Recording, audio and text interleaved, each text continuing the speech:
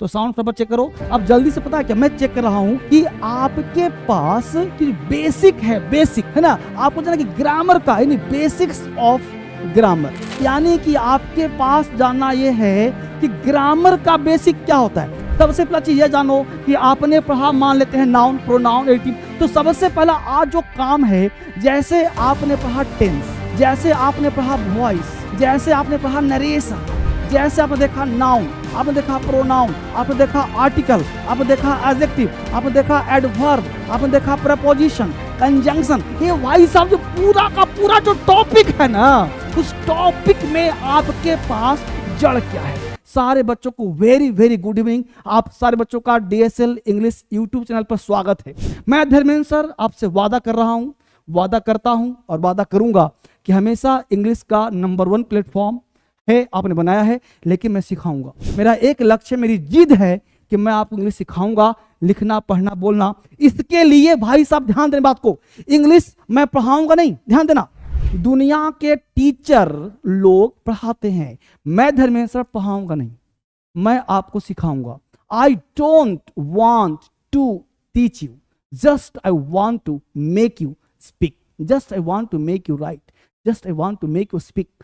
मैं आपको लिखना, पढ़ना, बोलना सिखाऊंगा, मैं पढ़ाऊंगा नहीं। तो सरासरी बात क्या है, इंग्लिश में सीखना कैसे है, जड़ क्या है, रूट क्या है, इंग्लिश का रूट क्या। मैंने आपसे कुछ मांगा क्या? नहीं ना, मैंने कुछ कहा, मैंने एक चीज कहा, कमर कस लो। तो हमने कहा बेसिक्स ऑफ ग्रामर। आपके पास ग्रामर का नॉलेज नहीं है, इंग्लिश सीखने चले हैं, ग्रामर का नॉलेज नहीं है, लिखना चाहते हैं, बोलना चाहते हैं, पढ़ना चाहते हैं, भाई साहब आपको चाहिए होगा इंग्लिश में रूट, यहां से आएगा।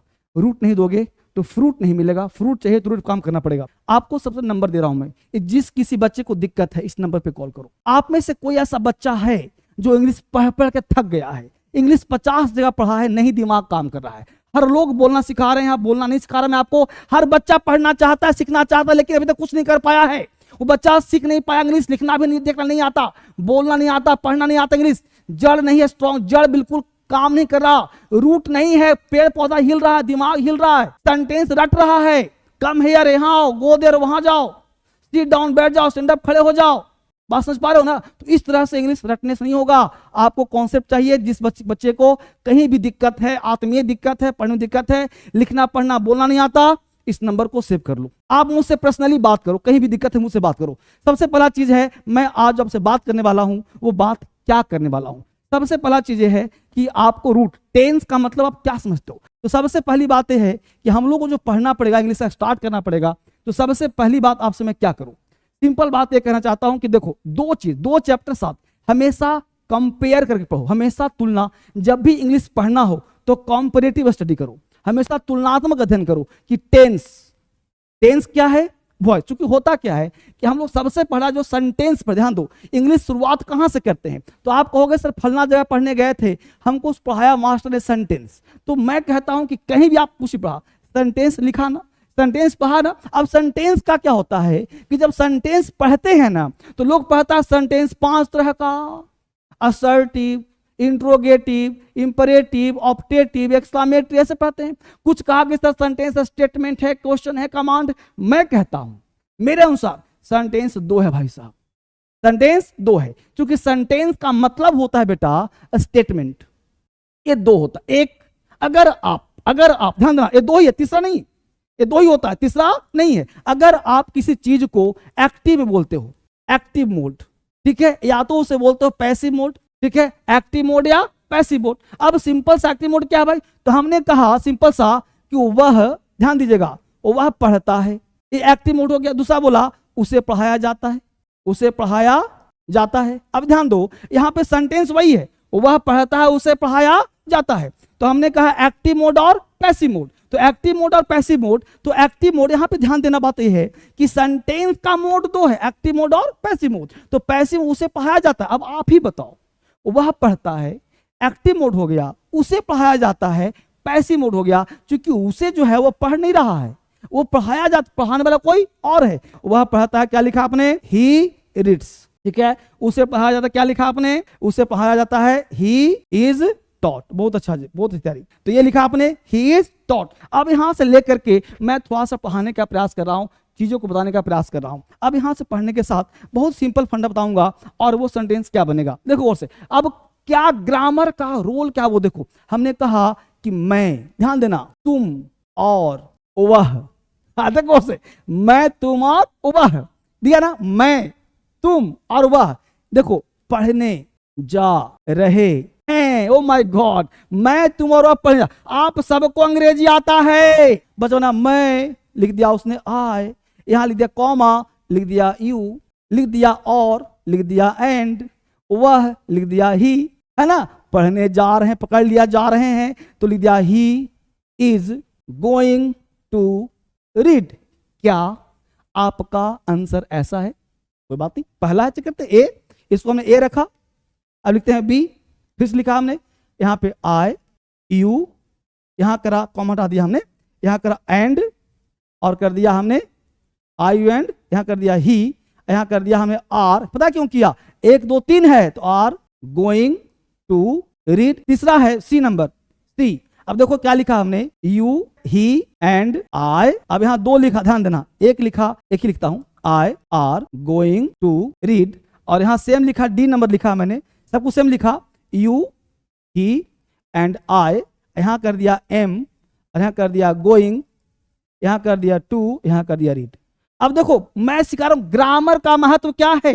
तुम सब ग्रामर को वैल्यू देते हो, तुम लोग सेंटेंस रट रहे हो। अरे रटना नहीं है मेरे भाई, रटना नहीं है, सीखना है। जड़ पे ध्यान दो। पहला गलत, दूसरा भी गलत, यही पता है कौन सा है? You, he and I are. बाकी चौथा भी गलत, पता है क्यों?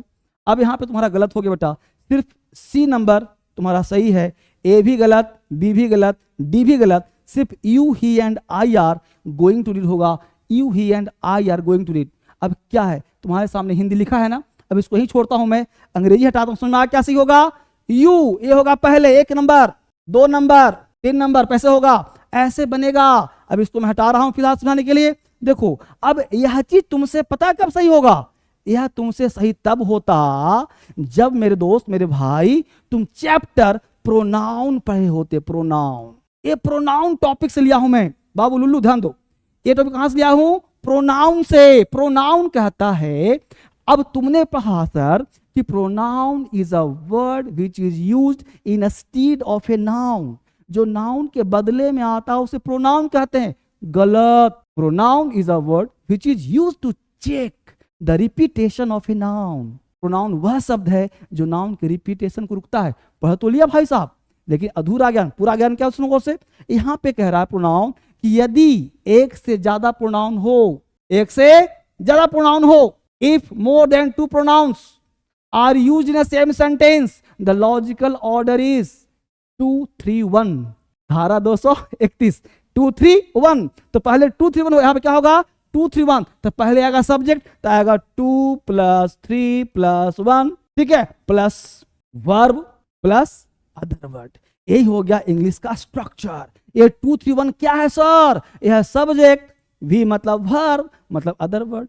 यानी इसके अनुसार अब तुम्हारा 2 3 1 आ गया तो तीनों मिलकर हो गया प्लूरल। तो वर्ब भी लगेगा plural, subject singular, verb singular, subject plural, verb plural. एक से ज्यादा ना है बाबू, तो क्या हो गया? प्लूरल। तो समझ में आया मुद्दा? अब इसी के आधार पर इसका जो इंग्लिश बनेगा वो बनेगा मेरा बेटा क्या? तो सबसे पहले बाबू बनेगा लुल्लू, यहां पे बनेगा तुम। तो पहले करेंगे यू, ठीक है, कॉमा देंगे। अब फिर करेंगे हम 3 मतलब ही, फिर करेंगे और, फिर करेंगे एंड, और तब यहां आई जाएगा, यहां आई, यू, ही एंड आई। अब आई के बाद पढ़ने जा रहे हैं। अब आई का मन करता है एम लगा दूं, तो मन लगाने से काम नहीं चलेगा, क्योंकि 1 2 3 हो गए, 3 हो गए प्लूरल। तो आई के साथ यहाँ पे आर लगेगा। आई के साथ नहीं, ये तीनों के साथ आर लगा है। आई होता तो ये लगता ना, तो आई आर अब लगेगा गोइंग टू रीड। समझ में आया? तो ये अब हम अकेले पढ़ते हैं, I am going, you are coming, he is sitting, she is sitting, इतना तो आता है मेरे दोस्त। लेकिन हमको पढ़ना है ग्रामर का महत्व क्या है, प्रोनाउन का वैल्यू क्या है, प्रोनाउन का यूज क्या है, वो पढ़ना पड़ेगा बस मेरा। तो इस तरह से हम लोग को काम करना पड़ेगा, ठीक है ना। अब यहां से समझ में आ गया आपको हम लोग को क्या मुद्दा है। तो हमने क्या पढ़ाया? प्रोनाउन का वैल्यू क्या है, समझा मुद्दा। तो आपको ग्रामर जो पढ़ना है ना, वो grammar, basics of grammar, grammar का यूज क्या है, आगे दिखाता हूं। आगे देखो, हमने एक सेंटेंस लिखा, पहला सेंटेंस नंबर ए। आज मैं ग्रामर का यूज दिखा रहा हूं, ग्रामर का बेसिक्स दे रहा हूं कि आप सीखोगे कैसे, करोगे कैसे, तब आपको समझ में बेहतर आएगा। पूरा का पूरा ग्रामर का बेसिक्स दे रहा हूं आपको, ठीक है ना। अब देखो एग्जाम्पल देखो, तब पहले एग्जाम्पल देखो फिर पढ़ाऊंगा, पहले एग्जाम्पल देखो फिर दिखाऊंगा। सिंपल देखो, हमने लिखा A number, you are better than mine, you are better than mine. दूसरा लिखा यू आर, समझो सब लोग जो बोलते हो लाइफ में, बेटर देन आई। तीसरा लिखा हमने यू आर, एबीसीडी कहता हूं, ABCD, A B C, you are better than me, ABC, you are better than mine. अब देखो इसको क्या किया हमने, काट दिया। यहाँ पे कह रहा यू, सबसे पहचानना सीखो। हम लोगों को पता है क्या, पहचानना नहीं आता। देखो बोर्ड पे यू क्या है बेटा, सब्जेक्ट, यू क्या है सब्जेक्ट, यू क्या है सब्जेक्ट, ठीक है। आर क्या है बेटा, verb. Better than, better than, ए क्या है, कंपेयर करे, कॉम्परेटिव कर रहा है, कंपेयर वर्ब हो गया ना। अब क्या आ गया, एडजेक्टिव आ गया, तुलना कर रहा है। तो तुलना करने के दो पिलर चाहिए, एक और एक, तो वहां पे यू है, यहाँ पे दो व्यक्ति है। अब वो सब्जेक्ट है, तो यहां देखो आई क्या है, सॉरी मी क्या है, और माई क्या है, प्रोनाउन। अब देखो सब्जेक्ट का तुलना प्रोनाउन कैसे होगा, गलत हो गया। सब्जेक्ट का तुलना किससे होगा, सब्जेक्ट से, सही हो गया। सब्जेक्ट है क्या है, ऑब्जेक्ट है, गलत हो जाएगा। इसका मतलब क्लू समझ में कुछ आया, दिमाग काम किया, क्या काम किया। अगर देन से पहले सब्जेक्ट हो तो देन के बाद भी क्या होगा, ऑब्जेक्ट, गलत। देन से पहले क्या है, सब्जेक्ट, देन के बाद क्या होगा, सब्जेक्ट। यानी कि रूल कहता है, कॉन्सेप्ट कहता है कि देन, देखो यहां लिख रहा हूं, प्लस कर दिया हमने, यहां लिख रहा हूं, देखो देन एक वर्ड है, समझो गौर से, बड़ा लिख दिया हमने than. Than is followed by a pronoun in the subjective case as well as objective case. समझो, आपको नहीं भी आता कोई बात नहीं। देखो देन एक वर्ड है, हमेशा सुनते होंगे बेटर देन मी, लोग बोलते हैं ना। तो देन से पहले क्या है, सब्जेक्ट, तो देन के बाद क्या होगा, देन से पहले क्या है, देन के बाद क्या होगा। तो देन से पहले यदि ऑब्जेक्ट है तो देन के बाद भी, देन से पहले क्या है, सब्जेक्ट, देन के बाद भी सब्जेक्ट। तो आपको पहचानना है कि देन से पहले क्या है। यही तुम्हारा कॉन्सेप्ट काम किया कि देन से पहले यदि सब्जेक्ट है, देखो देन से पहले यदि सब्जेक्ट है तो देन के बाद क्या होगा, सब्जेक्ट, गलत हो गया। देन से पहले यदि सब्जेक्ट है तो देन के बाद क्या होगा, सब्जेक्ट। तो देन से पहले सब्जेक्ट, देन के पहले सब्जेक्ट, देन के बाद भी सब्जेक्ट, तो सही हो गया तुम्हारा। तो यहाँ पे कॉन्सेप्ट कहता है you are better than me, नहीं you are better than I. अब कहोगे सर हमने तो बचपन से मी सुना है, तो आपने गलत सुना है, इसको काटिए, इसको काटिए। अब तक जो पढ़ा है वो गलत पढ़ा है, you are better than me गलत होगा, इसको काटिए। किताब में कहीं लिखा है तो मुझे दिखाइए, सिर्फ किताब में लिखा हुआ है, ठीक है ना। अगर किताब में कहीं आपको मिला है तो मुझे दिखाइए, मुझसे बात करिए। अगर आपका मास्टर कुछ कहता है मुझे दिखाइए, मुझसे बात कराइए। ये सेंटेंस गलत है, मी वाला, आई से ही होगा, मी कभी नहीं होगा। मी से पहले सब्जेक्ट, तो मी के बाद भी ध्यान देना कि देन पकड़ना है आपको। देन तुलना कर रहा है तो देन से पहले सब्जेक्ट, देन के बाद भी सब्जेक्ट होगा। अगर ऑब्वियस दो गलत होगा, इस पर ध्यान दीजिए। यहां तक जानने के बाद कुछ आपको देता हूं आइडिया, कॉन्सेप्ट, किसके सहारे आप कैसे सीखोगे अंग्रेजी। देखो बहुत ध्यान दो। अब हमने यहां तक पढ़ा दिया, अब हमने कहा बेसिक्स ऑफ ग्रामर क्या है। अब देखो नंबर दे दिया मैंने, सेव के लिए सभी नंबर देख लो, सेव कर लो। अब इसके साथ में क्या दे रहा हूं, अब देखो स्पोकन इंग्लिश में टेंस का प्रयोग किया, ध्यान दो क्या लिखा, स्पोकन में टेंस का प्रयोग।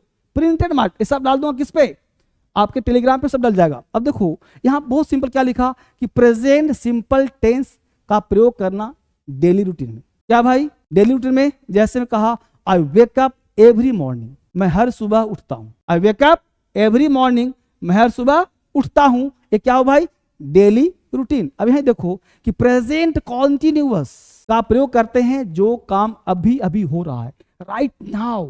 एक एक पॉइंट समझो, right now, I am eating right now, I am teaching right now. यहां जो वर्ड है राइट नाउ, यानी ये अभी की बात कर रहा है।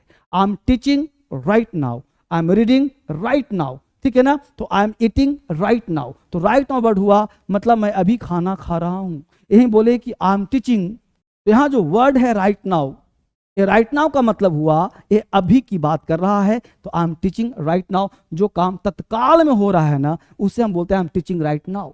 तो right now word present continuous में ही प्रयोग किया जाएगा। अगर देखो प्रेजेंट परफेक्ट टेंस, परफेक्ट का मतलब होगा कि वह टेंस जो अभी अभी तत्काल रूप से समाप्त हुआ है, जो अभी अभी काम समाप्त हुआ है ना उसे हम बोलते हैं प्रेजेंट परफेक्ट टेंस। जो काम समाप्त हुआ, I have finished the work, I have finished the work, ठीक है ना।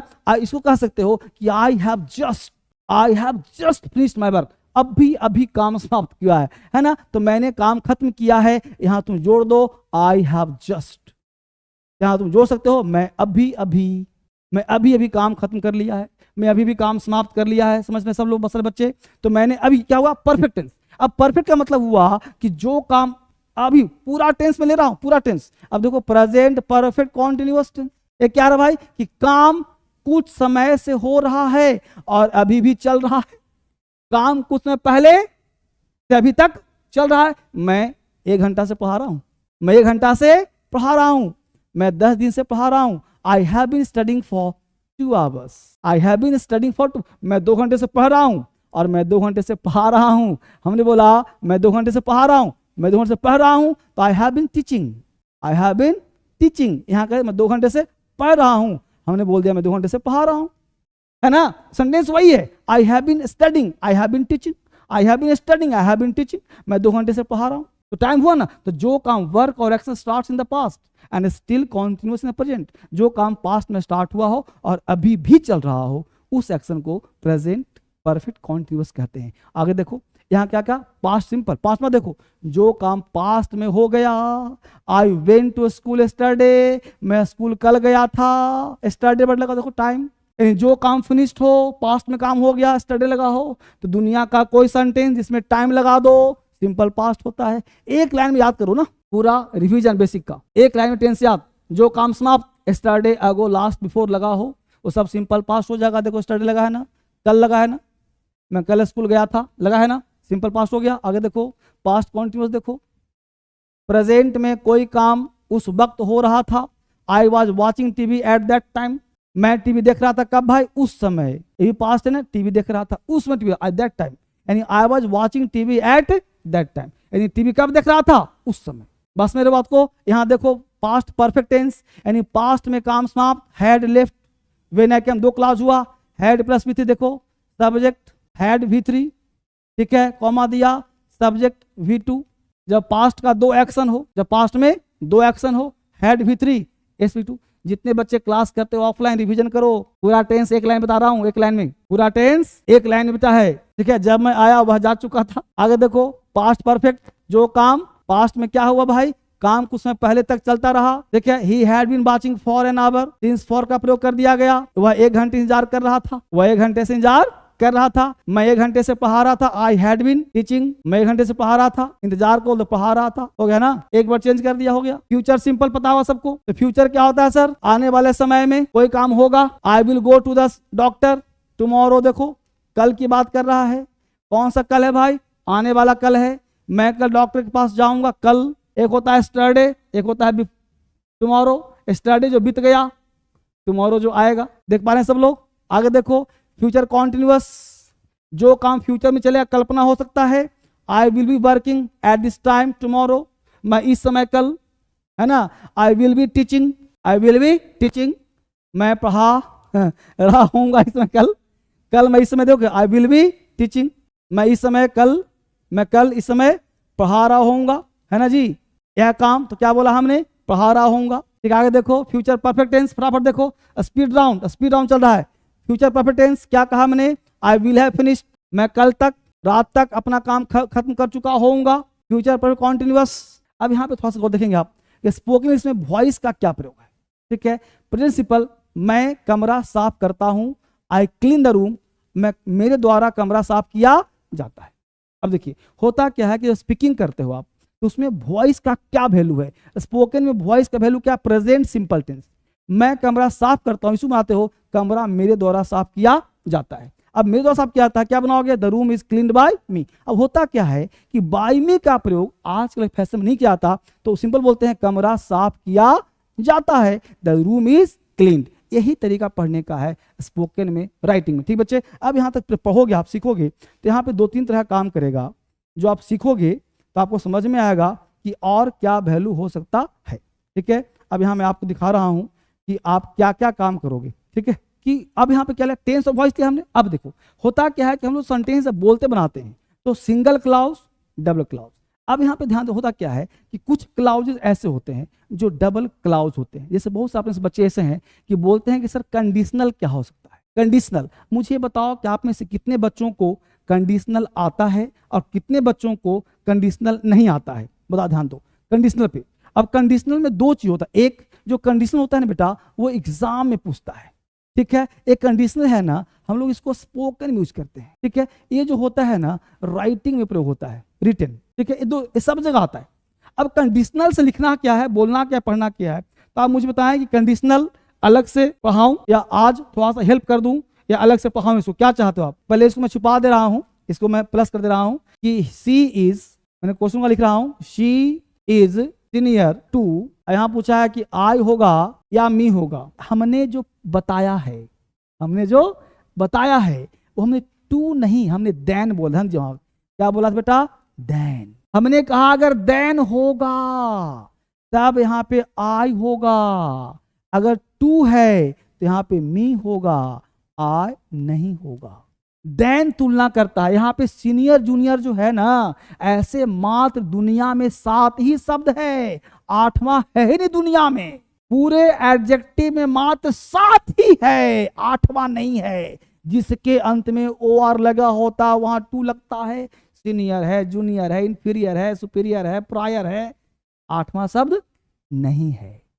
और उस 7 के साथ टू लगता है, देन नहीं लगता है, टू लगता है। यहां पे बात देन क्यों रही है? अगर सीनियर देन होता ना तो आई होता, सीनियर टू है, इसलिए यहां पे मी होगा मेरे लाल। इसको ध्यान देना मेरे बाबू, ए होगा। तो सीनियर टू आई नहीं होगा, सीनियर टू मी होगा मेरे भाई। अब समझ में आ लुलू?